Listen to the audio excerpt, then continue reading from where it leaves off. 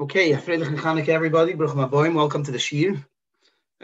First of all, I want to thank everybody that's participating in the Shir, but I want to thank the donor, the sponsor, the person who made it all possible. He asked to remain anonymous, and but it's really, he knows as well as we all know that it's only because of people that sponsor the shiurim that we're able to host the shiurim, that we're able to give the shiurim, it's appreciated by everybody that participate. Now, I just want to make a disclaimer. Unlike usual, I want to make a disclaimer over here that this year is what we're going to discuss over here is, as we mentioned, we want to discuss really, and this is the opening, but really we're discussing the story of Chanuka. The story of Chanuka, unlike, we were told as children that who's the villain of Chanuka, is Antiochus. Antiochus is the bad guy, which Antiochus is the bad guy, but really, the other villain of Chanuka is a fellow by the name of Thales. I believe that's how his name is pronounced.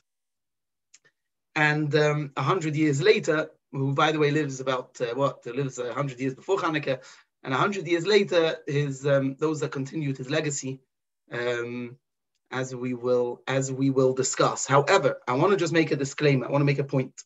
We're going to spend about 10-15 minutes of this year, or whatever, an amount of time of this year. We're going to spend discussing certain goyim. I've never done this before, but I do think that, especially in today's day and age, this is what we're facing today as well. This is a very critical part of the story of Chanuka.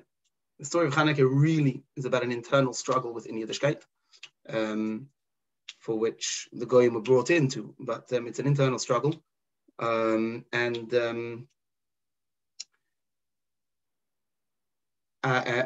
felt that for the big picture, we need to discuss it this way. Now, I spoke it over with those that I ask my hashkafa shaylas to, but I haven't asked for a haskoma.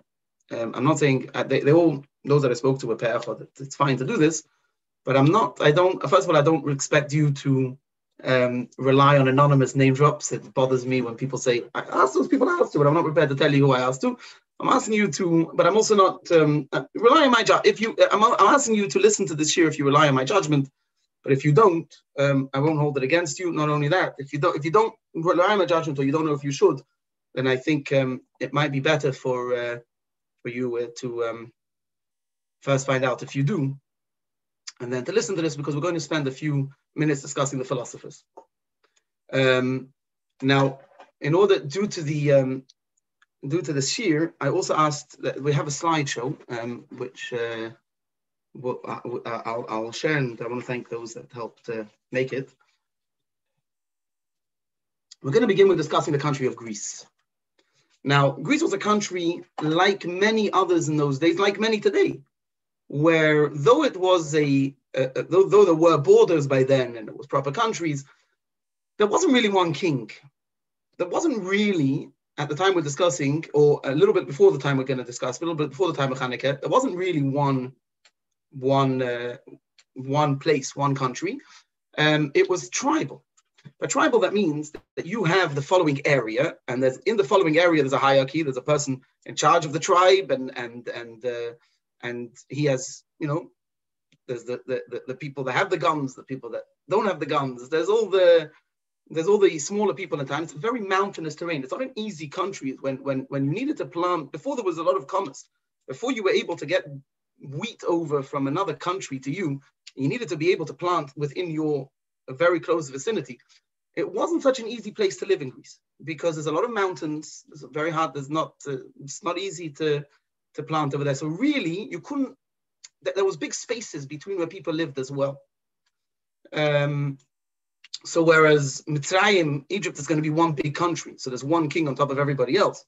If you think there's places in Africa, for example, today you're going to have one country, but you have tribes, and really it's run in a way by some strong men. One strong guy with a big gun, or the most powerful person in the area, he's in charge. And like in many countries, what they call the third world, This is the way it is when there's gangs and there's tribes. So you live within your gang, within your group. And that's more or less what's going on in Greece at the time. Where is Greece? So let me go through until, as we're going to see in a minute, until somebody comes and changes that. But where is Greece? So let's go through this like this. See if I still remember to do this from last time. Oh, do we have a highlight? Very good. Okay. Here's Europe. Okay. Here is England. Here is France. Yeah, okay. Here's Europe. Here is Greece. Here's Greece. Here's Eretz Yisrael, just to put into proportion, okay?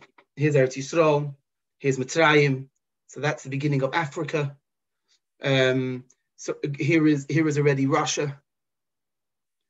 So Greece is quite close to, yeah, it's all the way in this part of the country. To put in portion to Italy, which is Rome, which is going to become a superpower within the 200 years from when we're talking, within the time that we're talking, it's going to become another superpower. Is over here. I'm just putting things into proportion. Okay, so here you have the country of Greece, like I mentioned, is very tribal. And you have an area within Greece, or it's not Mamish Greece, it's called Macedonia. It's really its own area, its own country. And at the time that we're going to discuss, there's going to become a king of Macedonia. But I'm just giving you in proportion of what's going on. There's going to become a king of Macedonia who's going to take over Greece, and we're going to get there. Now, let's discuss a little bit about Greece for a second. There's almost no such thing at that time as people that are not over there by Avodah Zarah. A kemat doesn't exist. Everybody acknowledges it as an Eibishter. There's a reason for that. The reason for that is until the beginning of Bayis Sheni, you have Nevi'im. What does mean Nevi'im? That means that there are people in the world that are able to tell you what the Eibishter says. If there are people in the world that are able to take off their clothes, go into a room, or outside, or whatever it is, however they listen, however they get their nevuah, and they're able to tell you what the Eibishter says, then there's a tremendous gilui of elikus in the world. There was a now to the extent, I didn't bring this Gemara over here, but to the extent that so because there's so much ruchnius in the world, there's almost no question, there's almost no discussion about whether there's an Eibishter, all these inyonim, these things that could be addressed. It's a davar poshet by everybody. There's an Eibishter. There's no question about it. And in order to be mevatel because the Churban Bayis Rishon happens, a lot to do with Avodah Zarah. Because the tremendous amount of Avodah Zarah is, what's Avodah Zarah? Avodah Zarah is not just a person bowing to stone and signing he's the God. He's bowing. We know this from Chassidus. A person who was bowing a stone is a metzias is the way they looked at it was that a stone is a nivra of the Eibishter. The stone is the creation. The Eibishter created a stone. Because the Eibishter created the stone, so they looked at the stone as if it has its own decision. If you want to, Chassidus doesn't talk about it in the stone, so it talks about it would be in the sun. So just like I could decide tonight I'm not lighting Chanukah, I can decide. It's not Eibishter have developed. There's the Eibishter wants me to tzint menorah, but I can't decide. We have bechira chafshis. You can decide not to. You can decide not. So if somebody wants to get me to light menorah, they need to convince me or encourage me to light it. And then the question becomes, how do you encourage me to light it? If I wasn't chas v'shalom, I wasn't planning to light menorah, the question would be by those who wanted me to light would be, how do you get me to light? Exactly the same thing happened in those days. Exactly the same thing was happening in those days in Mitzrayim,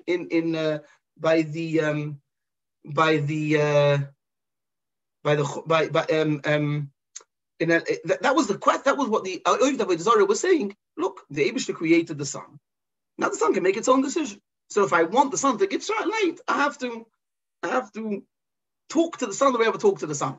And then they had stones. You want how's it work in certain ways? So you take the nivra of the Eibishter and you daven that the nivra of the Eibishter should choose. In a way, they're putting bechira, chavshas, and everything. You're not that. You're not. They were davening to the stone, but they were claiming that the stone represents a certain a koyach of the Eibishter, and if you don't talk to the Eibishter. Don't talk to the Eibishter because the Eibishter created it. Finished. It's done. It's here. So you want to get the best out of the earth. You need to have the model of the earth and have done it. It wasn't the one Meshugoyim is the point. Yeah. The Chachamim saw this problem. Now, why would the Chachamim saw this problem? They realized the problem is that of course the Pshitas. Everybody knows that the fact is Eibishter. There's no shaila. You went there, so you Pasha had Nevi'im. All over, you had Nevi'im. So you had Nevi'im. You didn't just, as we'll see soon, you didn't just have these things by the Goyim. Not Nevi'im to that extent, but the connection to Elikus you had. We'll see this soon, but you had this. So the Chachamim stood up and they were mevatel avodah zarah, the Yitzhahara. They were mevatel avodah zarah, the taiva for avodah zarah. But because they were mevatel the taiva for avodah zarah, in order to do that, if the zelo mazeh asalikim, if the Eibusha creates opposites, so in order to be mevatel the taiva for avodah zarah, what happened was at that time, nevuah also gets in this battle. Yeah, because it's opposites. So if you're going to if everybody's going to be searching for the Eibishter, not as in searching because they have a pshitas that it's there, they need to get rid of that. So and therefore they're going to use it on eights and va'avonim. They're going to use it on stone statues. You want to get rid of that, or on davening to the sun or whatever they were davening to. If you want to get rid of that, you need to automatically, by getting rid of that automatically. You're going to get rid of the opposite of that in Kedusha, which is the pshitas of Hakor and Elikus. Yeah, this is discussed in the Gemara. As I mentioned, I didn't bring the slide over here. This happens, the last Nevi'im are, if you look, the last Nevi'im is, it says in Zechariah, talking about Chagai, Zechariah, Malachi, the last three Nevi'im. And they were all died. They were all lived in Mizen. They all died in 1 month. When they were Nistalka, Nevuah mi Yisrael, Nevuah left on the Yidden. There was no more Nevuah by the Yidden. We see from the Kuzari also he writes that the Nevuah, the Nevuah was by the people of the Bayis Sheni still for 40 years, till the time of Shimon HaTzadik. They all had this on the Koyach of the Shechina that was still there in the Bayis Rishon. Okay, so you had Nevuah there. However, after that, after those 40 years, there became a new Metzias, not of Nevi'im, but of Chachamim. By the way, it went away from a lot of people beforehand. And then it remained still with Chagai Zechariah says the Kuzri says in Ezra or Malachi, but after 40 years, from then they're called now Anshe Knesset HaGdoila. They're called Chachamim, and they're the Anshe Knesset HaGdoila, but they're not Nevi'im. Nevi'im is Sarua LaAnshe Knesset HaGdoila. So you still at the tzaddikim, and besides some of the big tzaddikim, but they're not. There's no longer nevuah. Okay. So we have by Yiddishkeit, we have in Torah, there was Nevi'im. Everybody knew Claude as the Eibishter. It created problems. It created problems of Avodah Zarah. But there's Nevi'im. The Chachamim side of Avodah Zarah, it's too much of a taiva. It's too much of a problem for the Yidden. We have to mevatel it. They're mevatel it. That makes Nevi'us go away.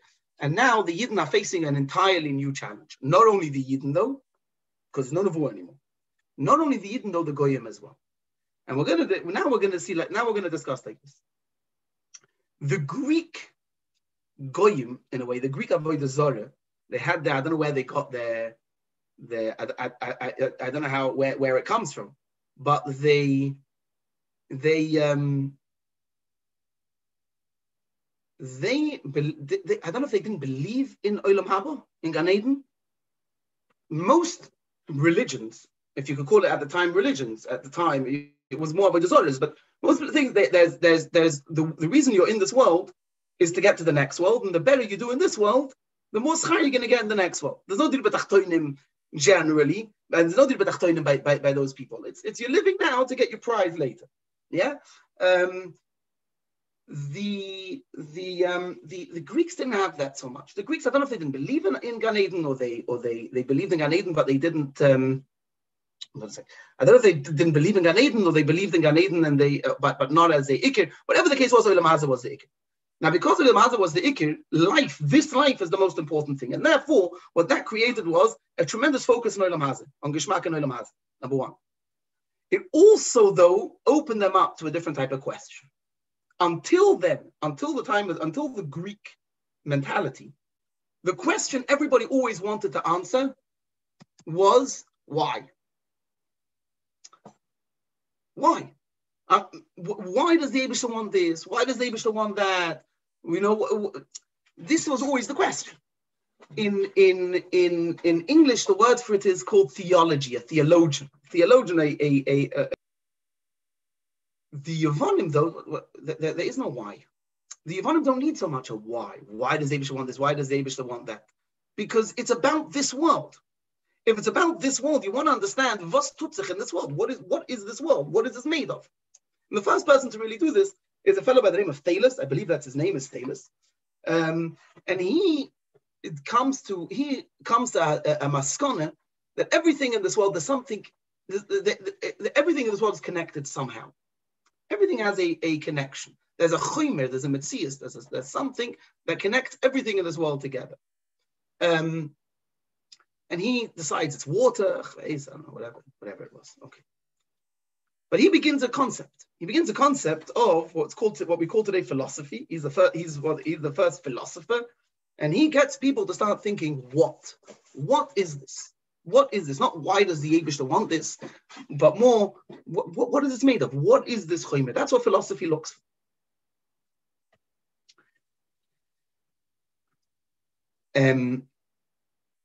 100 years after him, approximately, and this is where the focus becomes important to us. There comes a fellow by the name of Socrates. Socrates was he's presented as a this is the beginning of Bayesheni, yeah? And Socrates is presented as kind of I don't know, a very interesting person. He was a serious philosopher. He didn't have a on the streets. That's how he starts asking people questions. He wants people to think. Yeah. So he starts asking them, why does the king? Why do you say this? Why do you say why this? Why that? And he walk over to a guy. He was a cop mensch. They say that he looked very weird. He looked mishuni take a look. He didn't. He looked very not. And he never bathed. He didn't care for these things. He was all seichel. He was all seichel all the time. And he came up with some very serious shittas, of which a lot of today's philosophy is based on. A lot of it's based until today. He's trying to understand what is this? What is this? What is this? What is this nekuda? But he starts asking questions, and because he starts asking questions, the government gets nervous about him. Now, you have to remember, Socrates is at a time of Socrates, there's still Nevuah. And Socrates practiced a religion where whatever he would do, one of these Isurim in the Torah it wasn't Torah Shalamesim, it was something else that he would do. It is one of these Isurim that the Torah discusses, where people would be able to hear from Ruchas, hear from Malachim or whatever it is, or they were able to not to be Roya Asidis, but they were able to get messages from Olam Ruchniim, even if they're from Klippa, but from Olam Ruchniim. Look what the Ramah says. Look what the Ramah says about Socrates. First of all, Ki be'emes, kol ha'filosofim va'achokrim bolem Yisrael, b'chlal, all philosophy, all the seichel b'chlal starts in the Torah, and therefore seichel comes from the Eden. V'chol chochmas on kol b'Torah. Any chochma that comes, because chochma comes from Torah, everything is mavusas in Torah. Therefore, the chochma of the goyim come from Torah. Now,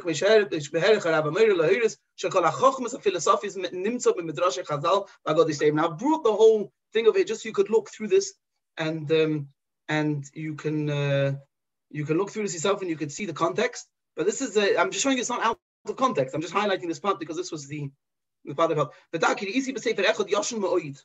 Hayom mitzion by kon la filosofim betzurosim v'chachmasim eichin tzion. Okay, they would over there. It says all the philosophers where they got their, how they came up with their philosophy. Boy or Kosovo boy. It says over there. Socrates are Aleki. The philosophers called Socrates Aleki, the godly Socrates.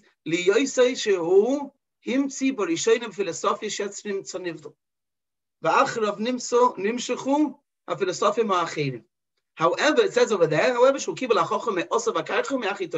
the point I'm trying to show you is that the Ramah says that he saw that Socrates was called Socrates Aleki, the godly Socrates, not Chas v'Sholem in an Avodah Zarah oifen, but Socrates said on himself. Now, Socrates didn't write anything, okay? Who wrote his stuff was his Talmud called Plato.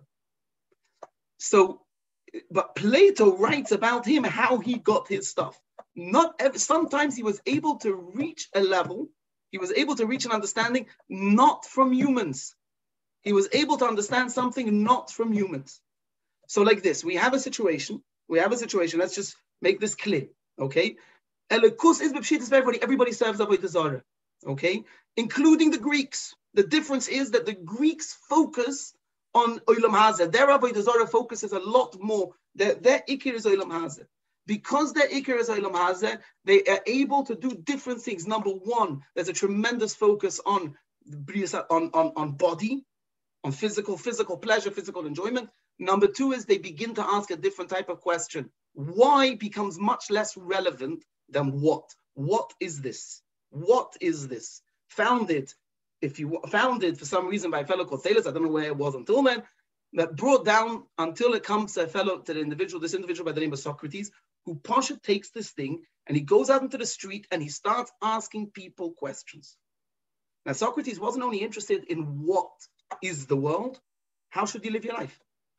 How should you live your life? And this is where he got involved in politics. What is the best way of the country running? He was a philosopher that was interested in everything. What is the best way? My point I'm explaining is but Socrates gets his things. Not only is he's not only the highest, he's not only in Seichel. Says the Torah Sa'ila that you saw that the philosophy says the Ramah that you see the philosophers called him Socrates Aleki. The Ramban al Torah. Okay, now Socrates has a Talmud called Plato, like I mentioned. Plato, by that time, there's no more. That's when Chagai, Zcharia, Malachi, and Istalik. There's no more Nevuah anymore. Lahavdal Elef Havdalah, Socrates dies, and he now has a Talmud.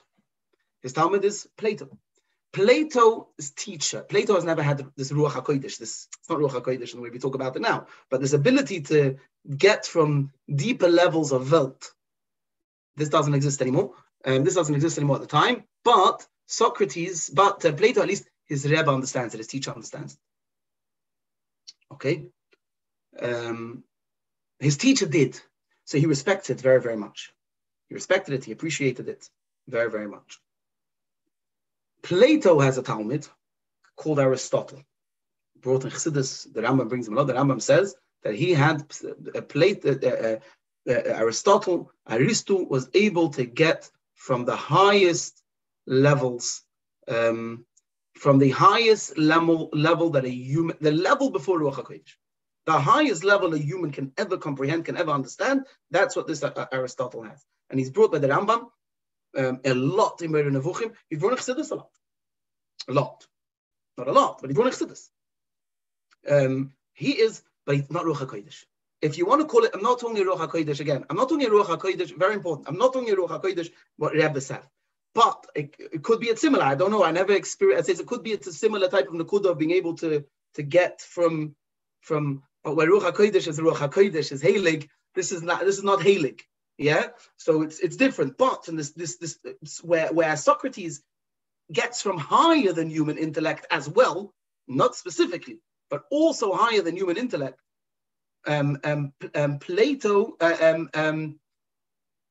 Aristotle gets to the highest level of human intellect. That creates a problem. Creates a problem for that creates a problem here. That creates a problem because not a problem. Now the problem is that this Plato doesn't respect this Socrates getting from Hecher. For Plato, it's made up. It's made up. Socrates is smarter than him, and he's able to perceive deeper than he's able to Aristotle.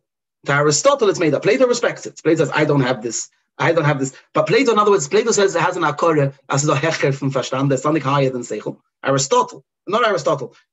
Socrates and Plato understand that it's higher than Seichel as well. And and Socrates works to get from there. To Aristotle, there's no such thing. Look what the Ramban says.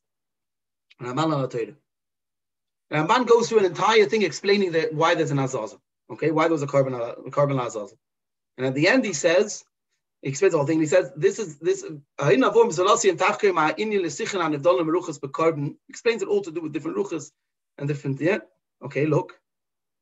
This is known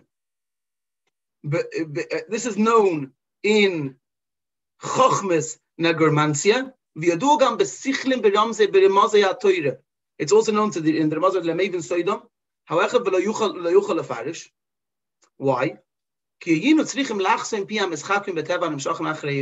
would have to stop the mouth. We Pasha have to, in theory, it says we Pasha have to stop. Others explain all these things. In order to understand this, you need to be able to understand all of this by Pasha, by being able to appreciate Asidah, that there's ruches and there's higher, what's called in English spirits. Yeah, that there's higher than choyme, than body, than physical, where you could touch. There's higher than these inyanim in Welt. However, look what he says. The Rambam says the Ramban like this: we have to push it closer. There's a problem with philosophy, and that is that this Yevani, the Yevani is Aristotle. He denied anything he couldn't comprehend or he couldn't relate to, anything that he couldn't understand. Him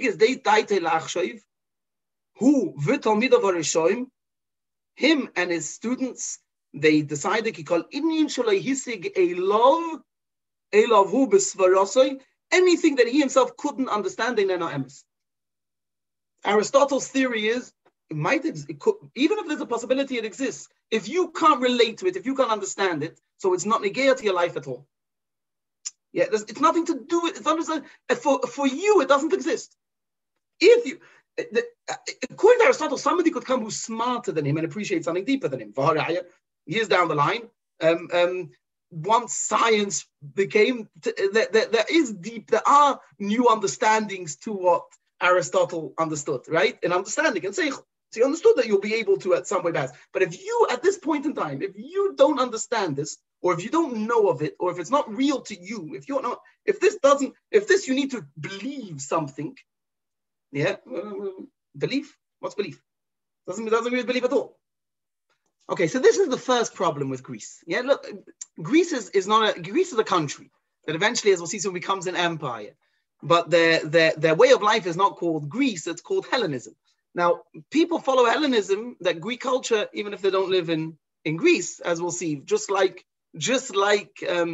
Western democracy or Western style, Western values. You don't have to live in the West to have Western values. It's considered that. It's called that.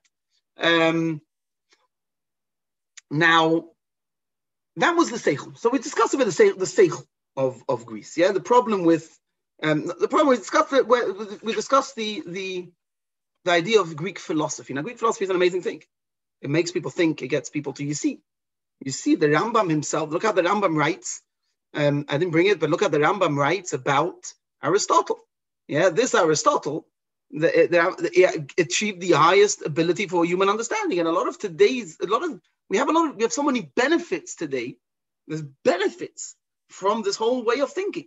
Democracy is founded by, not mamish founded by them, but this whole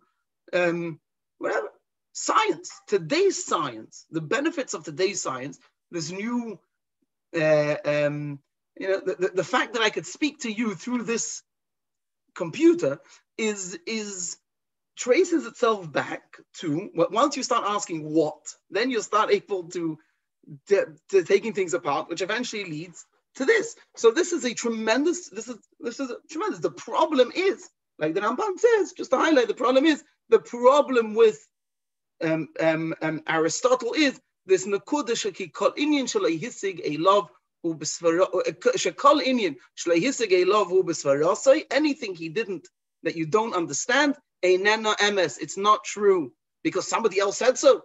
It doesn't matter. You need to understand it. It's your seichel that's the most. That's Greek wisdom. Let's talk about Greek culture a minute. Greek culture, like we mentioned, has a very strong focus on physical pleasure. And the Greeks therefore invented, because it's all about pleasure, so it's not about doing mitzvahs now or any good now that they do in order to get to Olam Haba. It's about now. So they invented something called the gymnasium. Sports. Physical pleasure. So they invented all different types of sports. Wrestling and boxing and sword fighting. And they would have these sports, by the way, they would have it, the human body. So how strong your muscles are is a very, very strong is a very, very strong part to is a very strong concept in Fakert. Show off your body, show your strength, show your muscles. And they would have these sports totally naked, with no clothes on at all, because it's part of it. Okay, boom, the human body. I have this much big, my muscles are this big, and your muscles are that big, and it's all. But it became part of the culture.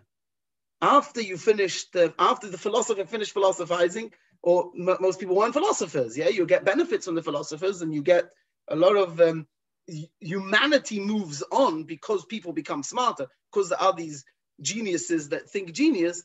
Therefore, it trickles all the way down. Yet, not everybody has it, but the culture is a culture of self-indulgence, of pleasure.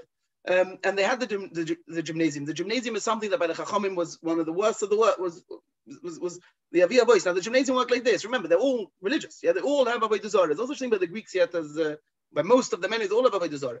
And if you want to see a visit, there's a start. First, here's the ruins of one of the gymnasiums. With I believe it's in Eretz Yisrael. I'm not sure. I believe it's in Eretz Yisrael. It might not be. But this is the ruins of one of them. You can see this. I'm just going to show you what it is. So if you see over here like this would be where people stayed or whatever it was. Here's the gymnasium itself. You have changing rooms. Okay, that could be here. I'm not sure exactly. But these are changing rooms. You go in, you get undressed to an extent, and you spend your day here. You can see an average day, so you can see what's going on over here. These people are wrestling. These people are stump sitting. They're schmoozing. You hang out. You hang out in Switzerland, in Zurich. You have this very interesting. You have a swimming pool. They have a big lake. The city's built around the lake. They have and people go there. They have like an area, a men's only area for swimming, and like a pool, whatever. But you're in the lake, but they made a pool out of it. And people, in the middle of the day, it comes lunch break, they'll go and they go swim. But don't just go. It's not just swimming there. And on a Sunday, they could spend 5 hours over there. It's not just swimming. They go swimming a little bit, and then they sit on the side and they schmooze, and you can buy food, kosher food noch, and they sit, they talk, they hang around. It becomes the basis of everything. In addition, there was no such thing by them as just a swimming pool, just a place to play. Yeah, in just a place to do wrestling and to do boxing. They had a place for their God. They had a place for their Avodah Zarah. And you had built into the walls all around. I'm sorry, I keep going back to the same place. They had a built all around into their walls. They had these bases, but they had Posh Avodah Zarah there.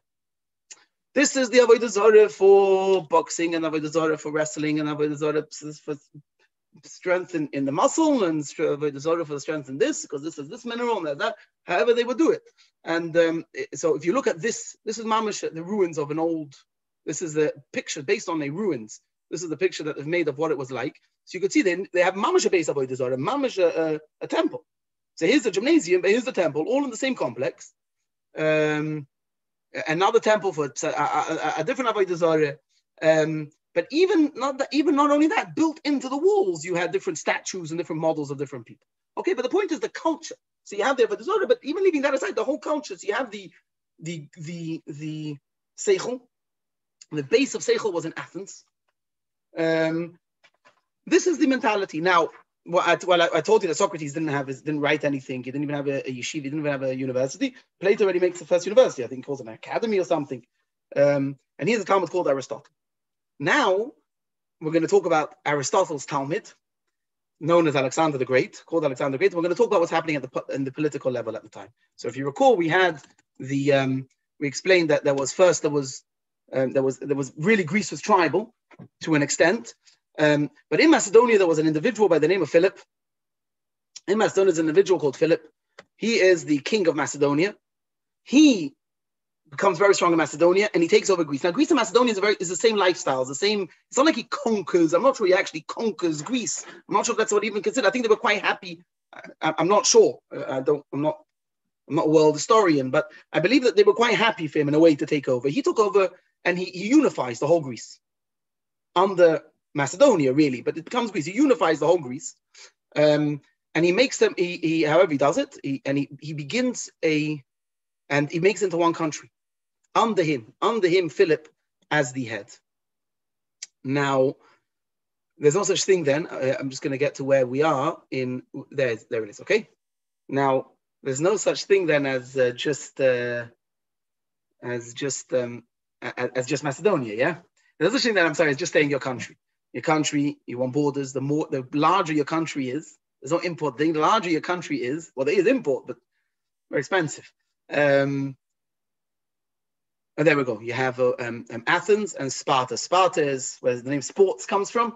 Sparta is where the strongest games are, where the biggest gymnasiums are, and Athens is quite far apart. Is where the base of Seichel is, where the academies are, where he opens the academy, and all the chachamim of the whole world would come here, kind of to learn, and all the sport players, as that grew in popularity, come here. That would be kind of the base. Anyway, so Philip unites Greece. Okay. At some point, he's killed. He's killed by a guard by one of his people who want to take over, because his oldest son, his son is only 19 years old. His son Alexander is only 19 years old.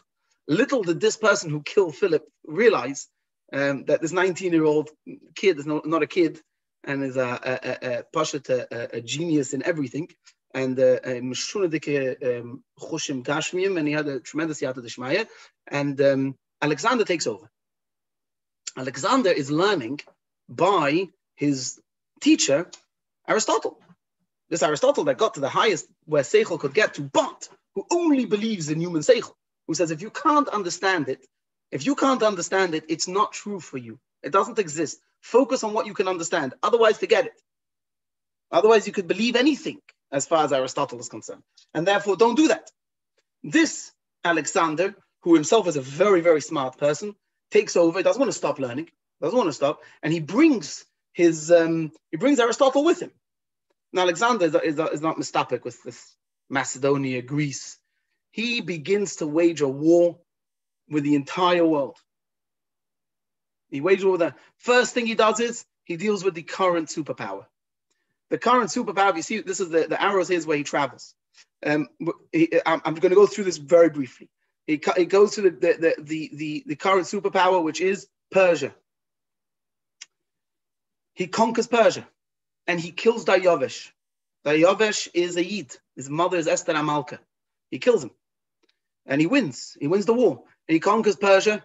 He conquers. He travels. He actually travels very interesting. He conquers all this. Goes to Turkey. He comes over here. He goes down through to Eretz Yisrael. He wants to get to Mitzrayim. He wants to conquer the whole shtickle because then he owns the whole coast. And if you own this coast, you can really do whatever you want, at least within your borders. And he goes, and he comes to Eretz Yisrael, and there comes the famous story with Shimon HaTzadik, that he comes to He comes to Eretz Yisrael, and the people that Shimon HaTzadik gave him. I have to remember in Eretz Yisrael at the time, they've just rebuilt the Beis Hamikdash 30-something years beforehand. Not long beforehand, they had just rebuilt it. They had received permission from Dayavesh to build the Beis Hamikdash, and they go up, and so this is mamash. There's still and they go up, and then the Kutiyim that were living in Eretz Yisrael since the Churban of the Bayis Rishon, the Kutiyim who want to get rid of the Yidden, they go down they send a shliach to Alexander. They want to make problems. They want to get the Yidden out of Eretz Yisrael. And they say that the Yidden are a problem, are going to be a problem for you. Now, remember, if you because of the thing at the time, if you're going to fight with Alexander, so whatever, if you fight with him, he's going to conquer you. That's what. And the Yidden didn't care. Why would the Yidden care which country they're under? Until now, they were under Persia. You know, the Yidden didn't have autonomy when they live in Eretz Yisrael after when they come back to rebuild the second Beis Hamikdash. They don't have autonomy. They're under Persia. They're paying like a tax to Persia, but they're allowed to build the Beis Hamikdash. So what do they care, to be under Persia or to be under Alexander? So so Shimon HaTzadik comes out, and he takes this whole story, puts on the big day kahuna, and he comes out and he meets Alexander. Alexander bends down to him, bows down towards him, and he tells him that I always see Shimon HaTzadik who's wearing a big day kahuna outside the Beis Hamikdash. I always see Shimon HaTzadik before I go, and I see that it's his. So he goes there, he says, "What's happening for you?" And on your okay. Now, then that's a famous story. So he continues, and he tells me he can get rid of the Kutiyim. Okay, he helps him out even more, and he ends up conquering Alexander. Ends up conquering all of this area. He goes all the way until India. He mamish conquers the world until India.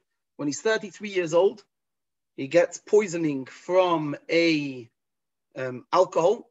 He drinks some sort of alcohol that poisons him, whether he was poisoned or it happened, but he dies, and begins a tremendous war, a struggle for leadership within his kingdom. His child is very, very young, can't take over, and he ends up having 4 generals. Each one get a little part. Each one get different parts. 15 years, 60 years, machlokes of how many years it was, whether he wanted it lechatchila, but they were just arguing over the borders. It's not relevant to our story. I'm just running through this quickly. So by the time this battle is finished, after Alexander dies, by the time this battle is finished, we're left with, if you see over here, so you have 4 kingdoms. 1, 2, 3, 4. It's Macedonia, Greece itself is by Cassandras. This one is from a fellow by the name of Lysimachus. I don't know exactly. This one is by this one is Talmai. King of Talmai is based in Mitzrayim. He opens a new city in a way, or he renames the city Alexandria after Alexander the Great to kind of claim his stake in the real Yorush of Alexander. And the largest one space-wise is Seleucus, is the kingdom of Seleucus. Okay, now, the kingdom of Seleucus and the kingdom of Talmai are the 2 very important ones for the story of Chanuka, which is why we're going to get to that. So at the beginning, Eretz Yisrael is owned by the time after the death of Alexander. Eretz Yisrael is in the Talmai kingdom. Good. Now, there was no such thing as Greece coming to a place, and it's part of their country now. It's part of the Greek Empire, and therefore the country benefits. They begin to bring in whatever Greece wants. But the funny thing is, Alexander himself appreciated Chochmah. Alexander is now, when he comes to Eretz Yisrael, he's opened up to a whole new Chochmah. And that is Torah. He, like his teacher, he doesn't believe in Heche, he doesn't believe in higher than Seichel, but he very strongly believes in Seichel. So anything that the Chachmei Yisrael, anything the Chachomim of the Yidden will explain to him, he's thirsty for it, he wants to understand it. Does it bother him that there's a Beis HaMikdash? Does it bother him that they serve the Eibishter? No. It's interesting to him, he finds it's crazy, he thinks it's stupid, He thinks that these people are never, the way he puts it is, how could such smart people be so primitive? But the Torah itself, he learns Torah, he's very, very interested in it. To the extent that he doesn't believe in Herche, he comes to the Beis Hamikdash. He goes through Eretz Yisrael.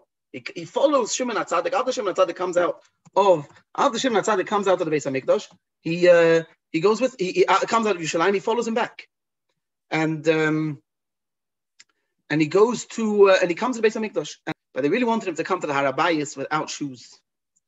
And they had a whole thing. They gave him stones. They gave him gold shoes with diamonds underneath, so that he and they told him the floor is very slippery. We walk without shoes, but you're the king. You're not going to walk without shoes. And he goes into now in the Beis Hamikdash. We're going to see soon. And he arrives onto the Harabayis, and he's willing to do it. No problem. Forget the floor is slippery. They don't explain to him the full thing. And he comes into the Harabayis, and he gets to what's known as the Chayil. The Chayil was, or the Soirig was another word for it. You have over here, Chayil, the Soirig. This was the line. It's over here if you see it.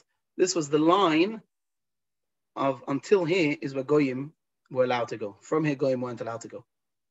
They found today a stone written in Greek, a few stones written in Greek, they found on Harabayis, saying these were the old Chayil. They were pushing big signs. There's a low wall with big signs that said, Goyim can't go past it. Now to Alexander, there's no such thing. Why can't Goyim go past it? Because of Kedusha? Forget Kedusha. I want Chochmah of the Eden. Chochmah of the Eden is phenomenal. Kedusha. So for Alexander, there's no, why not go in? It's not only, why not go in? As far as he's concerned. So you can have a big sign that says only Jews can enter. Oh, that's for Kedusha. That's old way of thinking. No. And he goes all the way in. He goes into the Beis Hamikdash. He wants to go into the Kodesh HaKadoshim. They tell him, none of us go in here. Only the Kohen Gadol once a year. None of us, even Yidden, don't go in here. What does he care? So until they don't even tell him anything. Because as far as he's concerned, what's the difference in Yidden and a Goy?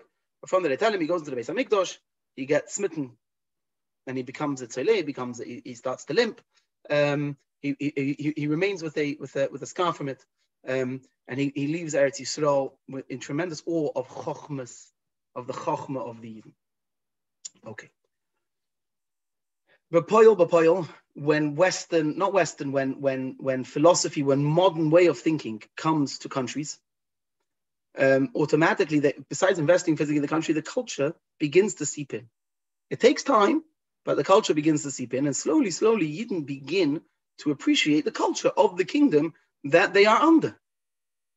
Why not? Not why not. We know why not, yeah, but they begin, it's what happens naturally. And over a period of many years, of 100 years or so, the Yidden begin slowly to more and more appreciate the culture. And more Yidden are now, there's two things happening. All of the Yidden, almost all of the Yidden, when it comes to the gymnasiums and when it comes to, so even though it's based on the Zara gymnasium, not only that, but the Yidden, Begashmis, they start focusing on these things and it becomes, interesting for them. If the whole world around you, your physical strength and your talent and how quick you are and being able to box, so if that becomes important to everybody around you, you do business with these people, you're around these people, it begins to seep in by the Yidden also. And slowly, Yidden start going to gymnasium, even though it's a base of Avodah Zarah, like I showed before. But Yidden start going there and they start focusing on it and becomes part of the discussion. And sports, it just comes into the siach. It comes into the discussion of the Yidden, and also the Chochmah. The Yidden start appreciating the Chochmah of the Greeks. This concept of understanding, looking at the world and asking, what is this? Why? What's less of an issue? What is this? And what happens when that happens also? Again, the cynicism that Aristotle will have towards Ruchnius, that I remind you, Plato and Socrates don't have. Socrates himself gets from Ruchnius. Plato therefore respects that a lot. But the cynicism towards Ruchnius, towards appreciating something that you don't understand, towards being able to acknowledge, I don't understand everything, I won't understand everything, and yet yet I trust and believe that this is the way it should be done. I trust that there are those that can get there, that can understand it or that have experienced it, etc. That level of trust, that cynicism to trust, belief, however you want to put it, that falls away. By Yidden as well. And it begins to get into the culture. And the Chachamim could do what the Chachamim could do, which is be moisif and ur. What can you do? What can you do already? Then, okay, that's part number one. We're going to have to conclude over here as much as we want to go further. We will, tomorrow, we will go through, we'll continue this, and we'll continue to see how the story progresses. Okay. Aber lichting in Chanukah, aber freilich in Chanukah, tzinde menorah, and remember the Greeks. This was the problem. We'll see soon what happens, and we'll see soon why it's a problem, the extent of the problem, and extent the internal problem. But one thing we see clear is the problem is not only Antiochus. The problem starts way before Antiochus. It starts from the cynicism towards Verstehen Hecher, towards being able to appreciate as the Hecher and Verstand. I hope what I was able to do so far in this year is explain to you the Yesoid, the Chassidus, that they dealt with the Shemen, they dealt with Chochmah, they dealt with Emunah. The problem with the Greeks was Emunah. That was the problem with the Greeks. And I'm talking here, and I hope they've been able to show you in history, where do you see, they didn't even have to know about, this was the way, they didn't have to have ganzen cheshbonis. Their problem was in this way of thinking that if you don't understand it, it's not real to you. Could be it exists. I'm not saying no, but it's not real to you. It's not MS. You could only what you understand is the truth. Only what you know is the truth. That's it. Only what you understand, I apologize, is the truth. Okay.